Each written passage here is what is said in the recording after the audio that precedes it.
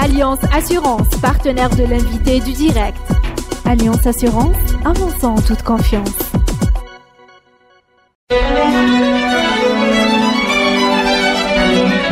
Pour bien s'entendre, il faut bien s'écouter. Rendez-vous sur M, la petite radio du Grand Maghreb.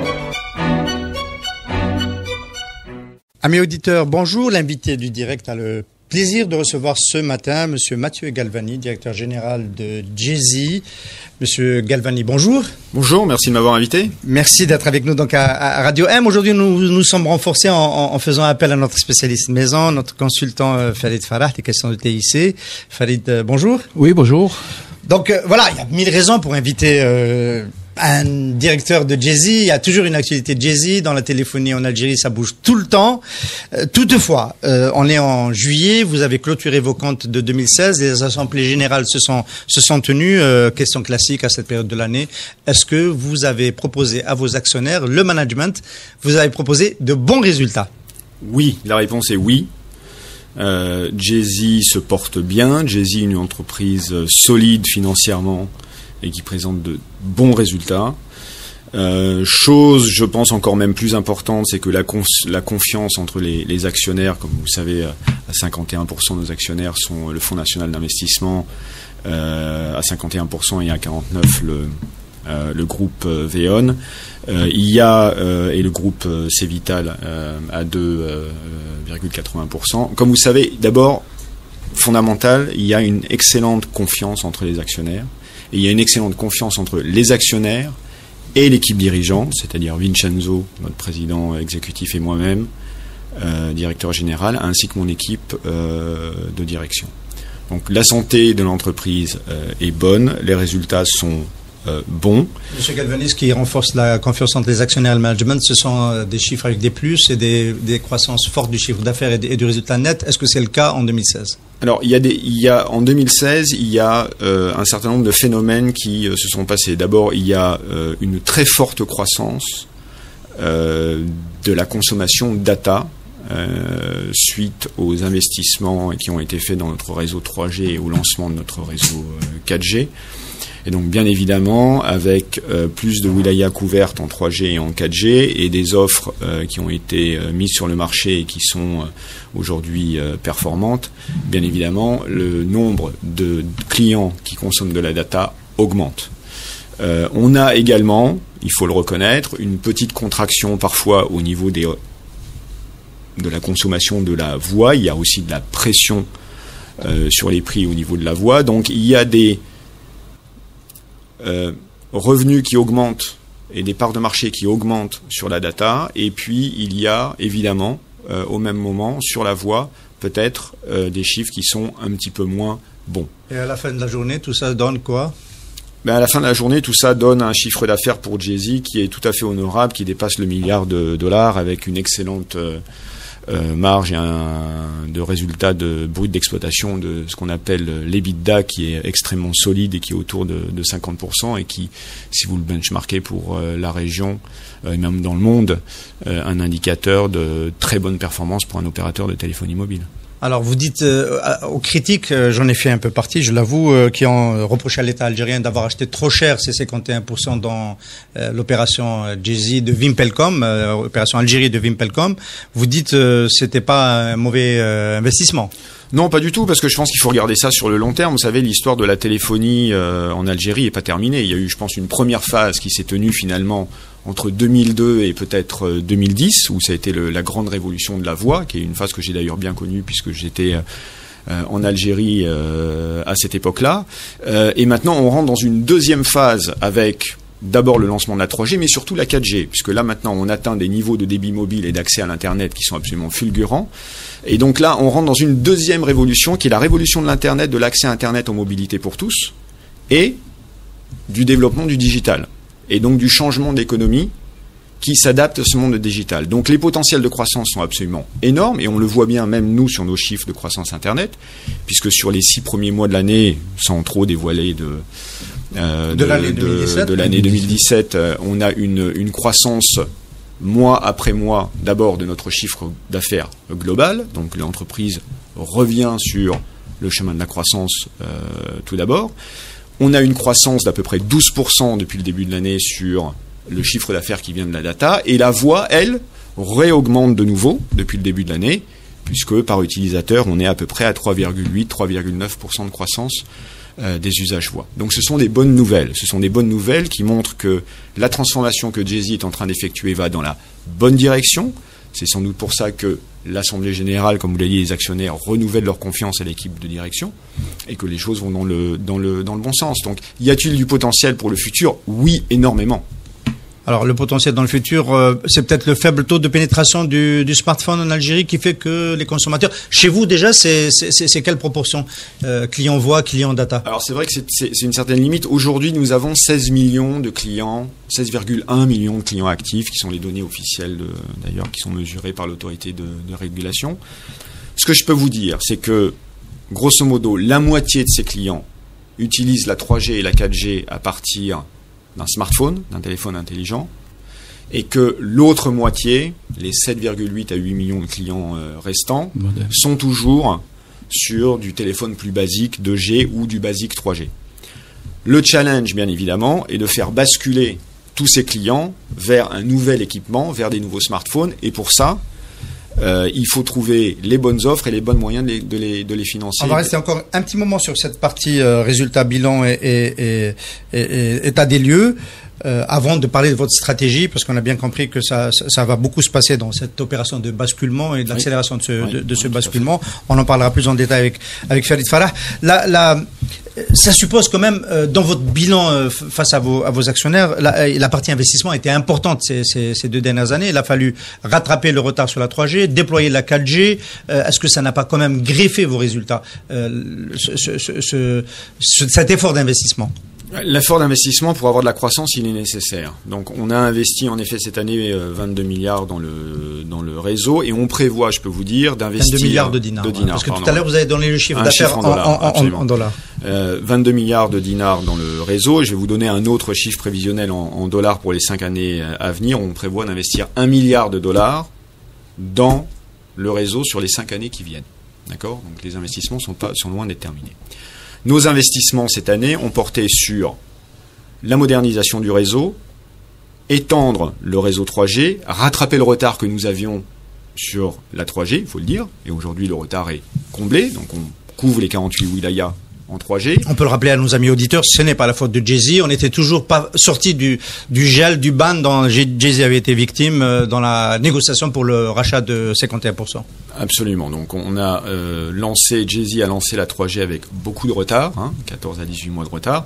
Ce retard est comblé maintenant par rapport aux autres opérateurs, on a mis le paquet pour réellement faire cet effort de modernisation cette année. Donc aujourd'hui, les 48 wilayas sont couvertes en 3G. Ce qui représente à peu près 70 à 72% de la population couverte. Pour la 4G, depuis le 1er octobre, lorsqu'on a lancé, on s'est positionné immédiatement pour être les meilleurs en 4G. Et nous resterons les meilleurs en 4G, quoi qu'il arrive. Nous couvrons aujourd'hui 20 wilayas, nous avons déployé un nombre de sites considérable, et nous atteignons aujourd'hui des pourcentages de couverture de la population d'à peu près 25%. Quand on dit les meilleurs, avoir le meilleur réseau, ça veut dire quoi techniquement ? Ça veut dire d'avoir les meilleurs standards internationaux, d'être capable de faire passer les plus grands débits possibles, d'avoir le plus grand nombre de sites possibles, et je peux vous dire que nous avons dépassé les 1200 sites sans problème, pour avoir suffisamment de capillarité au niveau de la couverture pour que nous puissions offrir une qualité de service qui soit ultra confortable pour les clients et ultra rapide. Donc, je vous invite même à faire des mesures sur Alger, qui est une ville complètement 4G, ou Oran, ou d'autres, je pourrais toutes les citer, mais ce n'est pas l'objet. Il y a aujourd'hui des applications qui permettent de mesurer cela, comme OpenSignal par exemple, où vous voyez la performance des 3 réseaux. Je vous invite à le faire. J'invite nos auditeurs aujourd'hui à télécharger cette application, à le faire, et à benchmarker à tout moment quelle est la performance des 3 réseaux à tout moment. Et vous verrez les écarts et la suprématie du réseau 4G, notamment sur Alger. Oui, monsieur Galvani, moi j'ai une question et je voudrais exploiter, entre guillemets, votre parcours chez Jay-Z. Donc vous avez vécu la période de Only Voice, seule la voix. aujourd'hui, le réseau de téléphonie mobile de Jay-Z touche plusieurs axes, la data, la voix. Donc, en quelques mots, vous êtes passé d'un fournisseur de services de la voix, aujourd'hui, à un méga projet de transport de données sous forme de plusieurs technologies 3G, 4G. Alors, comment se fait cette migration si on voit que aujourd'hui, votre potentiel humain chez l'opérateur gère plusieurs axes techniques, c'est-à-dire plusieurs technologies radio à gérer en même temps, garder le service traditionnel qui transporte la voix, favoriser les offres hybrides entre voix et data. Comment se fait? Quel est le coût de cette migration en matière ressources humaines et capacité financière? Alors, c'est une question fondamentale. Et c'est pour ça qu'on entend souvent parler du programme de transformation de Jay-Z. Le programme de transformation de Jay-Z, c'est ça. Il a démarré en 2015. Et l'objectif de ce programme de transformation, c'est de passer d'un opérateur telco traditionnel à un opérateur technologique qui va se rapprocher de plus en plus des acteurs de l'Internet. Okay. Pourquoi ? Parce que, comme vous l'avez dit, les choses ont changé par rapport aux années 2005-2006. 2005-2006, on avait un téléphone dans sa main et on pouvait communiquer de partout. C'était ça, la grande révolution. Aujourd'hui, on a un smartphone dans la main, on peut communiquer de partout, partager, apprendre, filmer, regarder, payer, consulter, écouter de la musique, regarder un film, il n'y a pas de limite. D'accord. Si on veut servir ce nouvel écosystème qui est possible, on a l'option 1, on laisse faire les autres acteurs, et je vais y venir, et on se positionne juste en un tuyau bête et méchant qui va faire passer le débit Internet, ou bien on décide de devenir un acteur technologique de ces changements de consommation pour pouvoir continuer de s'engager avec nos clients. Et c'est le chemin qu'on a entrepris. Ce chemin qu'on a entrepris, évidemment, il faut investir massivement, et on est en train d'investir notamment dans la modernisation de nos systèmes informatiques, de nos systèmes IT pour y arriver. Et on a une chance formidable aussi, c'est que même par rapport à notre métier plus traditionnel, on a probablement, et je le dis avec beaucoup de fierté, chez Jay-Z, les meilleurs ingénieurs du pays qui travaillent et qui ont d'abord, une expérience pour certains d'entre eux de plus de 15 ans du métier que l'on fait et qui connaissent notre réseau et les systèmes informatiques qui vont avec comme le dos de leurs mains, et qui sont ultra compétents et qui sont des équipes que nous renforçons aujourd'hui avec des jeunes qui nous rejoignent des universités et qui sont très talentueux. Pourquoi faire cette transformation ? Je vous donne quelques exemples. Qui a inventé le SMS ? Les opérateurs de téléphonie. Qui a valorisé et qui l'ont imposé aussi. Et qui l'ont imposé. Mais qui a inventé le premier texto, comme on dit, ce sont les opérateurs de téléphonie. Qui aujourd'hui monétise et où ces SMS vont ? Sur WhatsApp. Qui a inventé le MMS ? Les opérateurs de téléphonie. Qui a monétisé ça ? C'est Snapchat. C'est des sociétés d'Internet. Qui sont les sociétés Internet.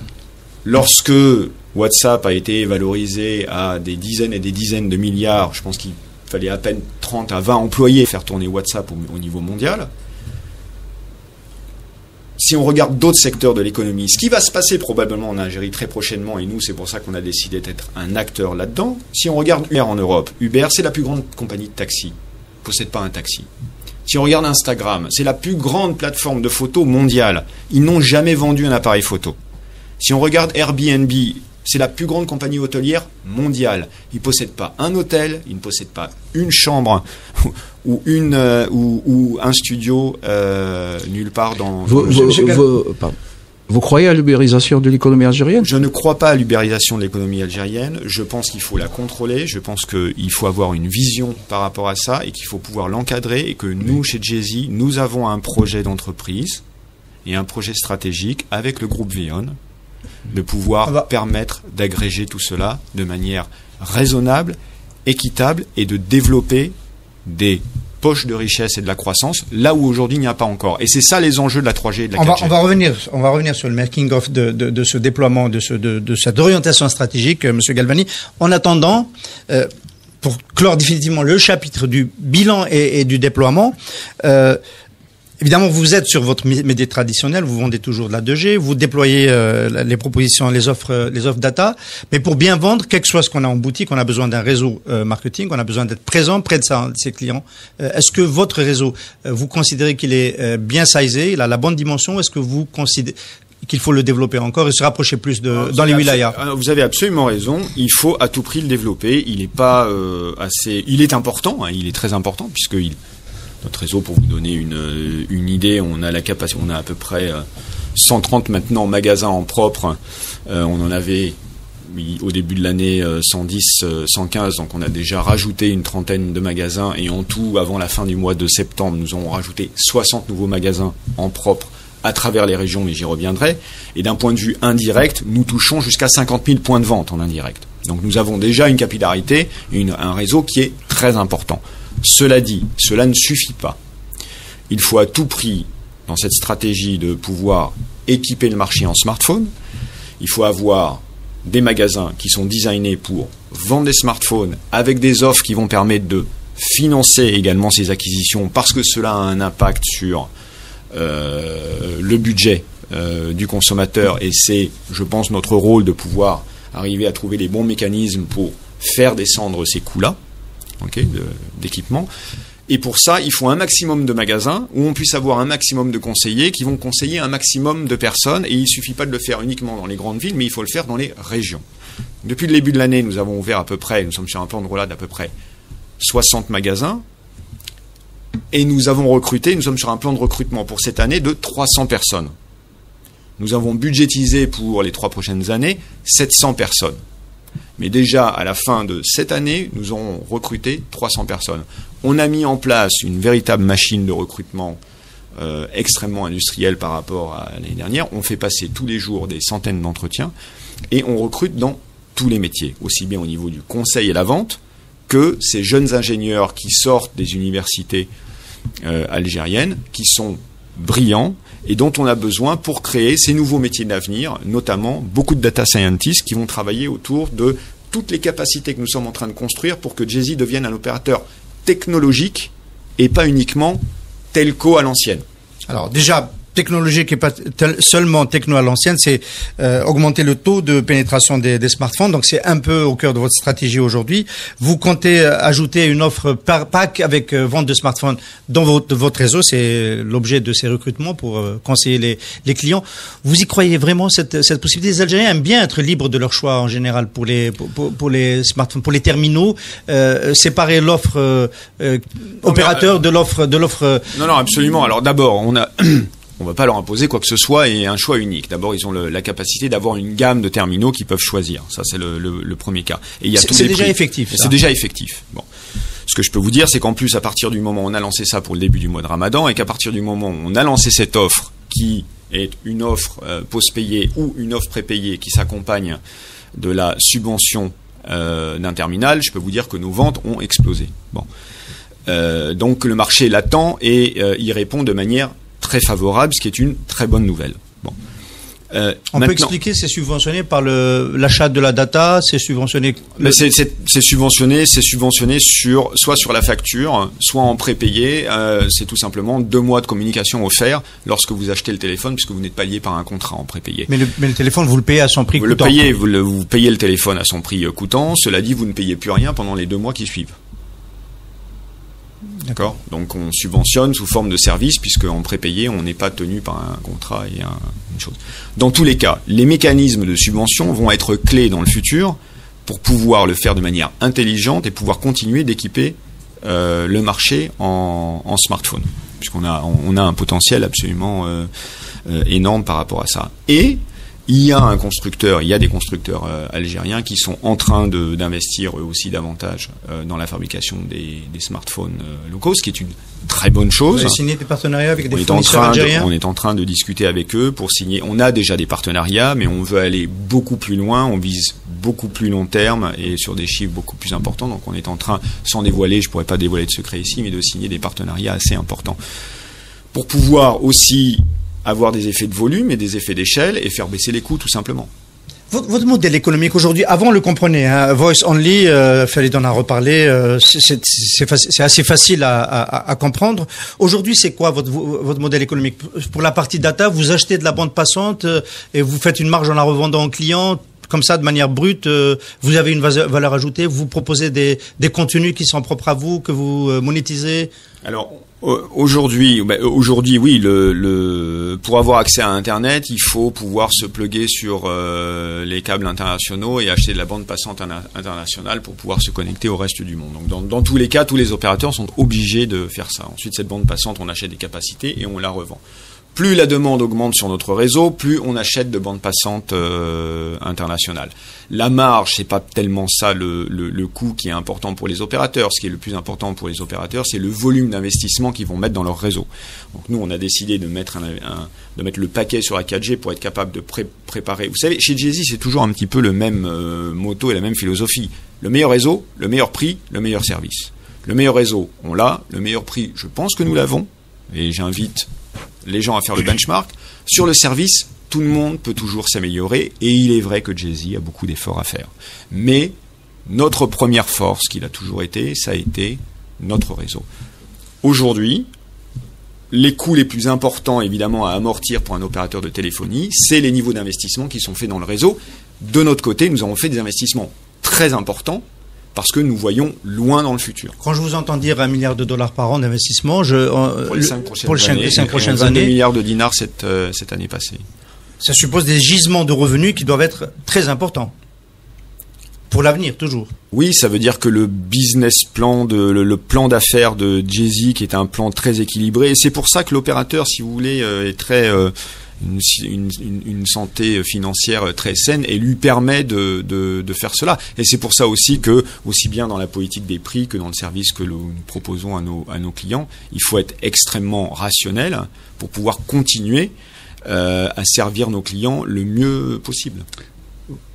Vous serez d'accord avec moi si je vous dis que le seul moyen aujourd'hui pour un opérateur de téléphonie mobile d'amortir ses investissements, c'est de miser sur la data. Vous avez parlé de la data, vous avez parlé de la bande passante internationale. Alors, j'ai une question. Que fait Jay-Z pour la data locale? Nous croyons beaucoup à la production de contenu algérien. Et c'est toujours, il faut le dire, assez, pour le moment, encore embryonnaire. Donc il y a beaucoup d'acteurs dans le contenu algérien qui uploadent leur contenu sur YouTube, et c'est très bien, et donc ou sur les réseaux sociaux, etc. Et donc c'est très bien, et on voit en fait que beaucoup de talents se révèlent par là. Okay. Et donc c'est le premier moyen, je dirais, pour n'importe qui aujourd'hui dans la société algérienne de devenir son propre producteur. Oui. Et ça, c'est grâce à la 4G, essentiellement, parce qu'on atteint des niveaux de débit qui sont suffisamment importants pour pouvoir faire de l'upload et du download. D'accord. Mais ça suffit pas.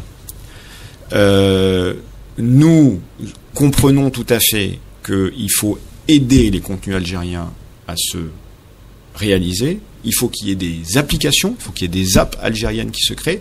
On a déjà un certain nombre d'initiatives à notre active pour essayer de promouvoir cela et on va continuer d'aller dans cette direction. Comment vous le faites? Vous faites la promotion des applications en les mettant sur votre store? Non, je vous donne un exemple. Fikra, par exemple. Fikra est un bon exemple d'essayer de promouvoir les startups algériennes qui, de toute façon, qui dit start-up aujourd'hui, dans 80% du cas, on se retrouve au niveau digital. Et si on est au niveau digital, ça veut dire qu'on est un acteur de l'économie digitale. Donc si je vous prends un exemple aussi d'une des start-up que nous avions poussé et aidé, qui s'appelait Aegro, et qui avait mis au point un moteur qui permettait de faire un lien entre le CRM d'une entreprise et l'application LinkedIn ou les réseaux sociaux. On est pile dans du contenu et de la fabrication algérienne, sauf que le marché n'était pas encore prêt pour ça, le tissu n'était pas encore prêt, et donc cette entreprise que nous avons poussée, en fait, est partie à l'international pour le faire. Et elle va sûrement revenir une fois que c'est fait. Mais ça veut dire quoi? On est toujours tout au début. Est-ce que le frein, ça serait pas le paiement électronique? Parce que très souvent, les solutions, c'est aussi des solutions payantes. Oui, absolument. Le paiement mobile. Enfin, je vous soulage d'un problème là, c'est plus le problème du Jay-Z. Non, mais ça va le devenir. Ça va le devenir de toute façon. Non, c'est fondamental. Il faut être capable. Une bonne économie digitale, c'est une économie sur laquelle également on peut payer de manière digitale, de manière d'abord tout à fait sécurisée. Délocalisé et tout à fait réglementé. Je pense qu'il y a une vraie volonté aujourd'hui des différentes parties, notamment du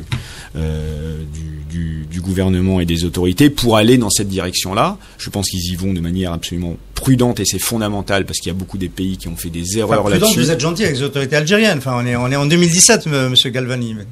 Oui, mais il faut commencer à un moment donné.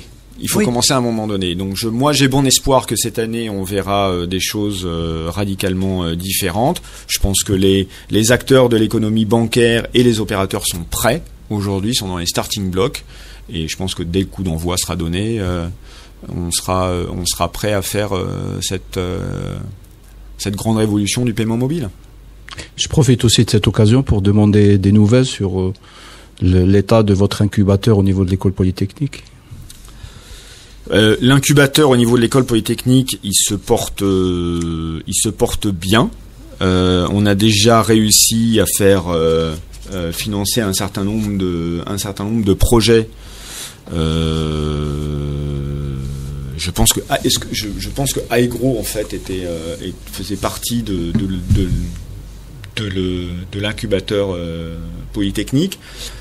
On a aussi lancé une boîte à outils pour cet incubateur, pour aider finalement les étudiants à identifier et porter des projets innovants à l'intérieur de cet incubateur-là. Donc en fait, l'incubateur aujourd'hui, il sert plus à repérer les vrais projets et les coacher, les aider et les financer pour pouvoir les faire naître, en fait. Monsieur Galvani, avec VEON, vous avez la chance d'être un acteur mondial et donc de pouvoir vous appuyer sur un actionnaire global. Comment ça peut aider ce rattrapage au niveau de la production des contenus spécifiquement algériens? Alors, VEON a fait un changement de positionnement et une transformation au niveau mondial et de son groupe absolument incroyable. Je vous invite à regarder ce que VEON a fait en l'espace de 1 an et demi de transformation.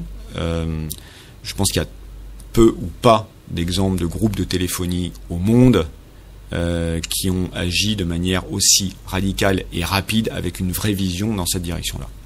Je vous rappelle juste quand même, VEON, c'est plus de 13 opérateurs à travers le monde. Et VEON croit en l'avenir du digital et se positionne dès maintenant en tant qu'acteur technologique et plus acteur telco classique. Dans ce cadre, l'entreprise a créé et a investi plus de 100 millions de dollars dans une application qui s'appelle VEON. Et le groupe Wimpelcom a décidé de s'appeler VEON et de se rebaptiser VEON à l'occasion du congrès de Barcelone en février. Il y a eu le rebranding. Ce qui est une preuve aussi de courage phénoménal de la part des actionnaires de VEON, puisqu'ils ont décidé de s'appeler exactement comme le produit qui serait le produit d'avenir. Donc il n'y a plus le choix que de réussir déjà. Et deuxièmement, ce produit est absolument révolutionnaire. Il agrège les contenus. Il permet c'est une nouvelle forme de communiquer. Et je serais ravi que vous me réinvitiez un petit peu plus tard dans l'année pour que je puisse vous en parler avec beaucoup de détails. Dès qu'il y aura des contenus algériens sur cette plateforme d'intégration. Et c'est prévu pour la fin de l'année en Algérie. Voilà, c'est déjà rendez-vous. Voilà, c'est prévu pour la fin de l'année en Algérie et le produit est déjà live en Italie et sur le point d'être lancé en Russie et en Géorgie. Et c'est un produit révolutionnaire. Voilà, il y aura une ergonomie qui permettrait à un Algérien. Est-ce qu'on pourra utiliser, par exemple, des droits TV que VEON aurait acheté en Italie quand on est consommateur de Jay-Z en Algérie? Est-ce que c'est possible? Ah oui, absolument. Alors déjà, VEON a signé un partenariat mondial avec Deezer, la plateforme de streaming de musique, donc tous les utilisateurs de VEON pourront le faire. VEON a aussi signé un partenariat exclusif mondial aussi avec Mastercard. Donc avec chaque application VEON, il y a une carte Mastercard virtuelle qui est associée au compte et qui est déjà préchargée même avec $15 par compte pour démarrer des activités. Le compte d'interface de son compte Jay-Z sera uploadé complètement dans cette interface, et donc d'un point de vue ergonomique, on est sur du self-care complet et on peut soi-même faire tout ce qu'on veut, et on peut communiquer à travers cette application en voie sur IP sans limite et tout faire et faire rentrer n'importe quel contenu à l'intérieur. Localement, M. Galvanian, est-ce qu'on peut espérer voir Jay-Z, par exemple, acheter les droits de TV du foot algérien pour les proposer à ses abonnés? Pourquoi pas? On y réfléchit, c'est libre de droit en ce moment. Personne n'a pensé à les acheter encore. Non, pourquoi pas? Écoutez, il faut faire rentrer du contenu de manière structurée et économiquement viable, aussi bien pour que les Algériens y aient accès que pour révéler des producteurs de contenu, quels qu'ils soient, ou de services, et qui puissent avoir une interface et une assiette pour présenter et pas être noyés au milieu de cet Internet dans lequel souvent il est difficile de se repérer. Et nous sommes en train de construire cette interface-là et de faire des investissements massifs pour pouvoir le faire. M. Galvani, ne pensez-vous pas que cette stratégie risque d'être handicapée par l'absence de l'évolution des autres modèles de l'économie algérienne par rapport à votre modèle digital? C'est-à-dire, tant que les entreprises algériennes ne pensent pas à générer cette data, ne pensent pas à subir la transformation numérique, votre stratégie risque d'être handicapée. C'est la poule et l'œuf, hein. C'est savoir qui crée le marché. Qui crée le marché et savoir si c'est d'abord l'œuf ou la poule, ou comme on m'avait raconté une histoire dans le passé, un vendeur de chaussures qui va dans un pays où personne ne porte de chaussures, et on lui dit écoute, ici personne porte de chaussures donc il n'y a pas de marché. Ou bien on peut le voir comme il y a une opportunité formidable d'équiper tous les habitants de ce pays un peu bizarre avec des chaussures. On peut voir les choses de deux manières. Je pense que de toute façon l'économie du digital est inévitable. Aujourd'hui, il y a même des volontés très fortes au niveau du gouvernement de se lancer dans un plan de e-government. Ça veut dire que la direction est là, ça veut dire que la volonté est là. La vitesse, c'est autre chose, on verra. Mais les entreprises vont de toute façon, à partir du moment où cette interface existe, naturellement devoir se digitaliser. On va parler un peu des défis, des prochains défis, parce que c'est bien d'avoir une stratégie, mais souvent elle est en interface avec les contraintes de l'écosystème, de votre écosystème. Évidemment, tout à l'heure, on a évoqué les retards du développement du paiement électronique. À un moment donné, le gouvernement algérien a laissé entendre que le M-Payment pouvait être une solution. Madame la ministre est revenue là-dessus. Vous avez travaillé au Kenya au moment où M-Pesa s'est développé. Vous en dites quoi de la solution du M-Payment ? Elle est complexe, il faut bien qu'elle soit extrêmement bien encadrée. Je pense que il faut surtout plus comparer M-Pesa avec les autres possibilités de M-Payment. Je pense que le cas du Kenya est un cas très particulier où la banque centrale a laissé faire, a laissé l'opérateur gérer un flux monétaire à partir de cartes de recharge, et est intervenu une fois que ce système était beaucoup trop grand, et donc il y a eu une création virtuelle de monnaie. C'est absolument pas du paiement mobile, on n'est pas du tout là-dedans. Donc c'est de l'argent mobile. C'est de l'argent mobile transférable, c'était de l'argent mobile, et c'était à une époque où peut-être les réflexions et la maturité des autorités par rapport à ce genre de technologie qui était très nouvelle ont pris de court un certain nombre de personnes, et il y a eu des vides réglementaires et juridiques qui se sont installés.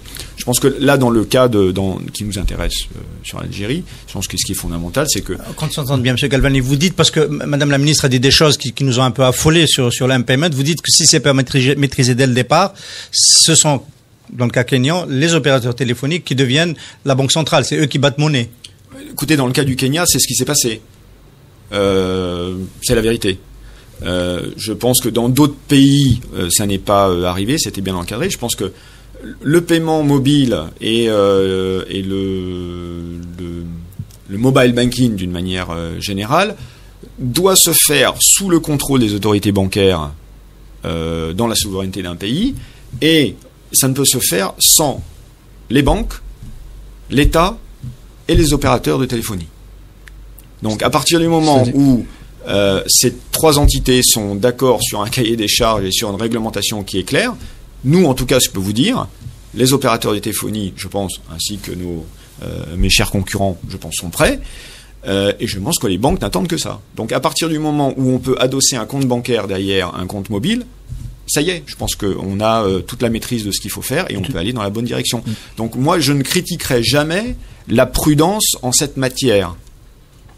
Parce qu'une fois que la balle est tirée, elle est tirée. Non, mais il n'y a pas que la prudence dans cette affaire. Madame la ministre a été vraiment catégorique. Elle a montré, elle a expliqué que le paiement mobile risque de générer une économie informelle. C'est ce qu'elle a dit. Si c'est bien encadré, on peut éviter. Moi, je vais reformuler la question de mon ami Hassan. C'est-à-dire, aujourd'hui, un opérateur de téléphonie mobile, est-ce qu'il serait intéressant pour lui de travailler dans le secteur bancaire? Parce que le profil d'une banque aujourd'hui avec le profil d'un opérateur, il n'y a pas une grande différence. Les deux entités ont un réseau. Aujourd'hui, en Algérie, il y a plus de cartes SIM fonctionnelles que de comptes bancaires.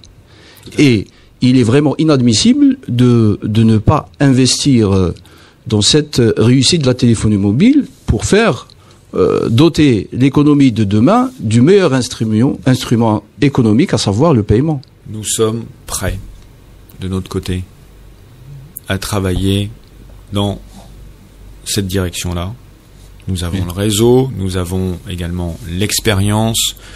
À travers le groupe VEON, nous avons des opérations qui, dans certains pays, se sont montrées comme extrêmement des grandes réussites, pas plus loin qu'en Italie, hein, où ça fonctionne de manière extrêmement bien et extrêmement claire, mais aussi dans des pays peut-être plus exotiques comme le Pakistan, où les choses sont bien encadrées, bien claires, il n'y a pas de risque et ça se passe très bien. On va dire la condition nécessaire mais pas suffisante, il faut avoir une carte SIM, mais si on lui adosse un compte bancaire, ça devrait le faire. Oui, je pense que oui.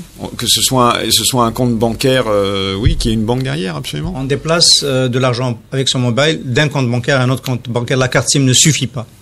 Non, mais je pense qu'il faut pas confondre la carte SIM avec un compte bancaire. La carte SIM n'est qu'un moyen de faire circuler ou d'accéder au compte. Dans les comptes bancaires, de faire bouger son compte, de faire des mouvements sur son compte, et de faire des mouvements. Mais ce qui est fondamental aujourd'hui, c'est que c'est vrai que vous avez raison, l'économie digitale va réellement grandir et ça va être un vecteur de croissance à double chiffre là, hein, à partir du moment où on va démarrer, parce que c'est tout le tissu économique. Je fais pas l'oracle en faisant ça. Il suffit de regarder tous les pays où ça s'est fait. Il y a une croissance immédiate de l'économie derrière parce que ça ouvre des opportunités à des acteurs qui n'avaient pas l'opportunité de pouvoir faire de l'achat ou de la vente, ou de produire des choses, ou d'étendre leur réseau commercial, de pouvoir le faire immédiatement on the spot. Okay ? Donc, en effet, nous, en tant qu'opérateurs, tout ce qui peut être sur le chemin de la croissance, ça nous intéresse. Et là, on est un acteur fondamental sur ce chemin-là.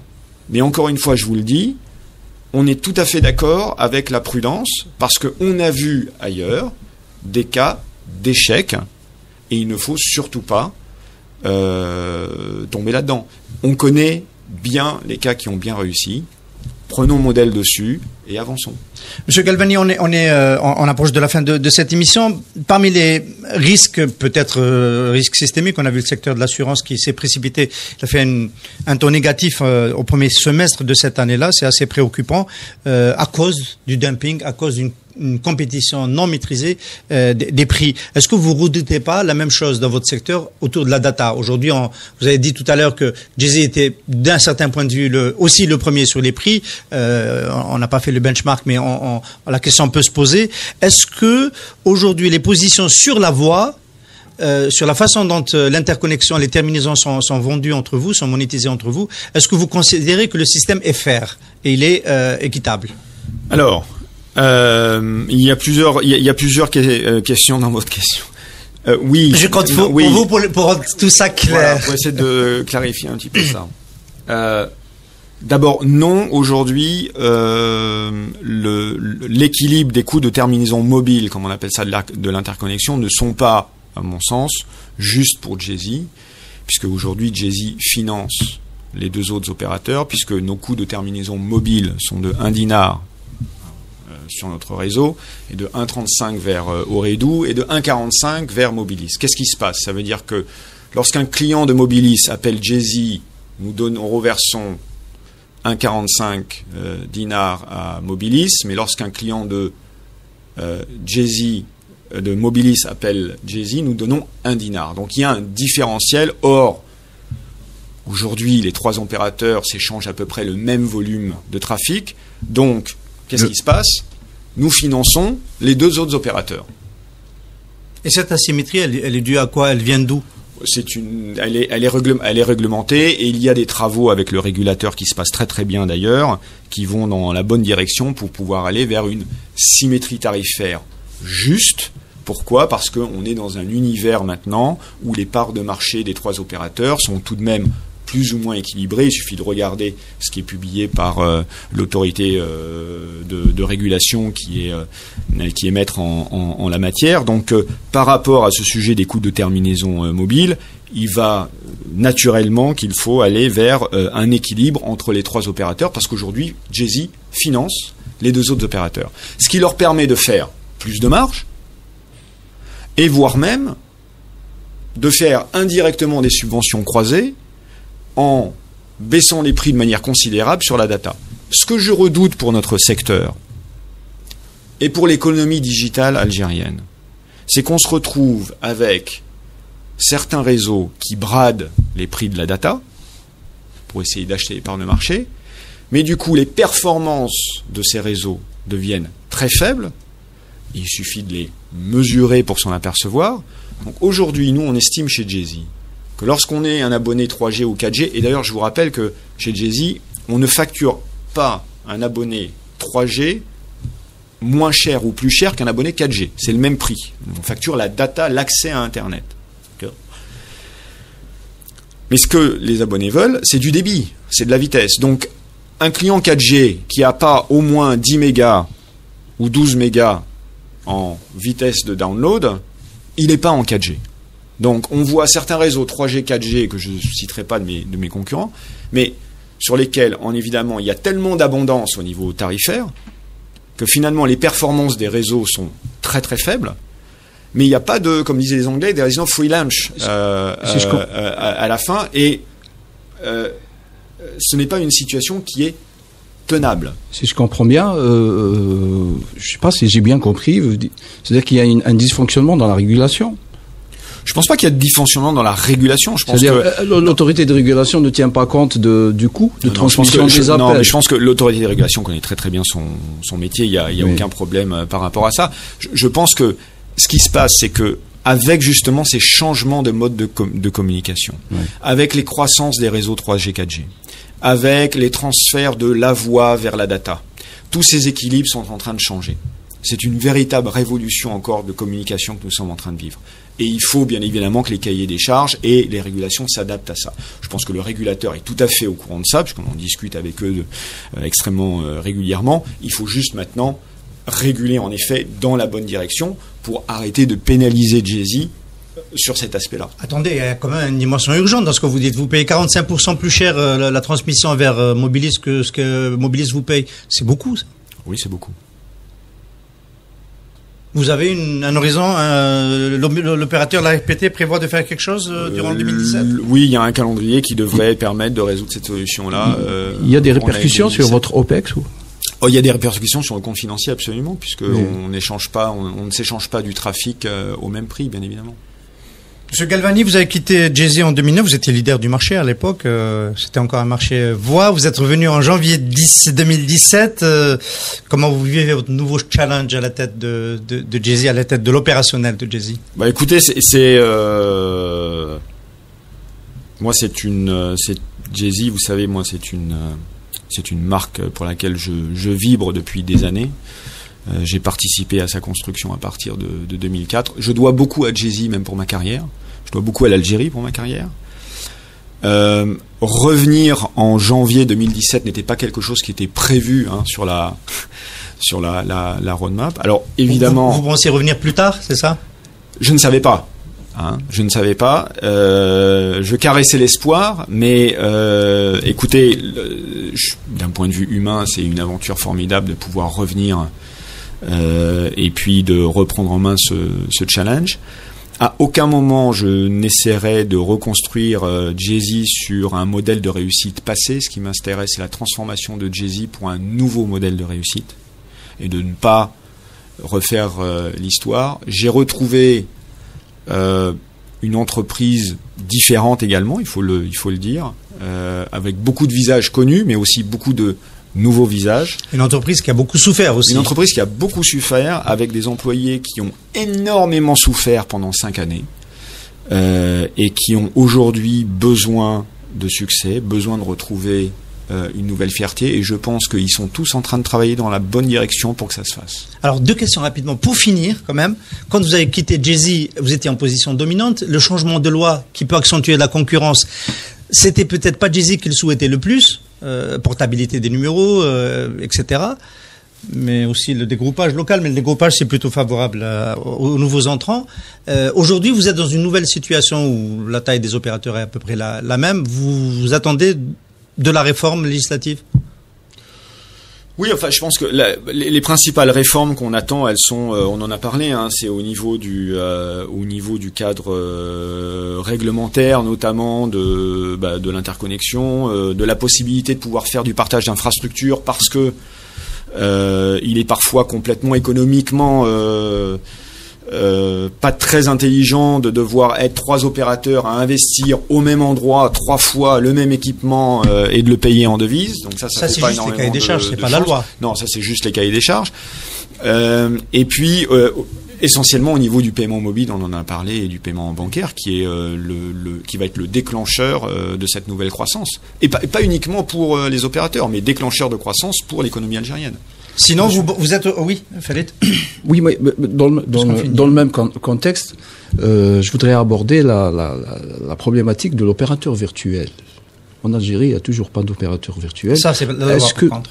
Est-ce que vraiment, un opérateur physique comme Jay-Z, est-ce que le fait de bénéficier des services d'un opérateur virtuel, est-ce qu'il va favoriser encore plus la digitalisation de la société, de l'économie algérienne, ou le contraire ? Écoutez, je vais vous parler avec beaucoup de conviction, ça va peut-être vous choquer un petit peu. Je pense qu'un opérateur, il n'y a pas un cas au monde d'un opérateur virtuel qui a réussi. D'accord. Tout simplement. C'est important de le savoir. Okay. Pourquoi ? Parce que à la fin, il faut partager, il y a des investissements et il y a des coûts d'infrastructure qui sont forts. Donc, quels que soient les modèles que l'on prend des opérateurs virtuels, il n'y a pas assez d'espace économique pour que ça marche sur le long terme. Donc il y a eu une espèce de mode fantastique où tout le monde voulait être MVNO, de la banque au club de foot, mais ça n'a pas fonctionné sur le long terme. Parce que nous sommes dans des aventures industrielles. Et dans des aventures industrielles, il faut des acteurs de l'industrie. Ce sont des investissements lourds qui demandent des flux de cash flow considérables. Donc je ne pense pas qu'aujourd'hui ce soit la solution pour l'Algérie. Est-ce que... Par contre, des acteurs d'internet qui n'ont pas d'assets, vous avez cité Uber et qui réussissent très bien. Voilà. C'est un autre modèle. Exactement, parce qu'ils n'ont pas de coûts. Parce que leurs structures de coûts sont très faibles, parce qu'ils sont complètement digitalisés. Le dernier mot que je souhaitais vous entendre nous dire, c'était les promesses d'investissement en Afrique avec VEON. Est-ce que c'est toujours à l'ordre du jour? Le gouvernement algérien nous a vendu, nous, aux contribuables algériens, cette idée que, en restant avec VEON, on a la possibilité d'aller conquérir peut-être de nouvelles licences en 4G, notamment en Afrique subsaharienne. Non, alors je pense que Jean-Yves Charlier était là avec le top 150 manager de VEON en mai 2017. C'était une volonté d'ailleurs de la part du groupe de faire ce symposium annuel en Algérie. Et je pense que c'était une grande première de le faire, et ça a été quelque chose, une expérience formidable, pas uniquement pour Jay-Z et les gens qui étaient là, mais également pour tous ces gens qui venaient des 13 opérations et du siège de pouvoir venir en Algérie. Aujourd'hui, la stratégie, je pense, de VEON, mais il faudrait je peux vous le dire, elle est davantage de se focaliser sur la consolidation de ces 13 gros opérateurs qui sont dans le portefeuille de VEON aujourd'hui. Je vous rappelle qu'il y a eu une fusion énorme qui a été faite aujourd'hui juste en face, en Méditerranée, en Italie, entre Hutchison, l'opérateur Tri, et Wind, qui est la deuxième plus grosse fusion qui a pu se tenir en Union européenne et qui fait de cet opérateur l'acteur numéro 1. Donc, la stratégie aujourd'hui de VEON, elle est essentiellement sur la consolidation de ces grosses opérations et de rentrer dans le monde technologique avec la digitalisation. Donc tous les investissements, vont se faire dans cette direction-là. Okay ? Et pas, il n'y a pas de volonté que je sache d'aller faire de la conquête de footprint en Afrique subsaharienne. Le groupe avait déjà deux opérations parmi le portefeuille qui ont été cédées d'ailleurs. Monsieur Mathieu Galvani, directeur général du Jay-Z, merci beaucoup d'avoir été notre invité ce matin. Je vous remercie de m'avoir invité. Au revoir. Merci. Alliance Assurance, partenaire de l'invité du direct. Alliance Assurance, avançant en toute confiance.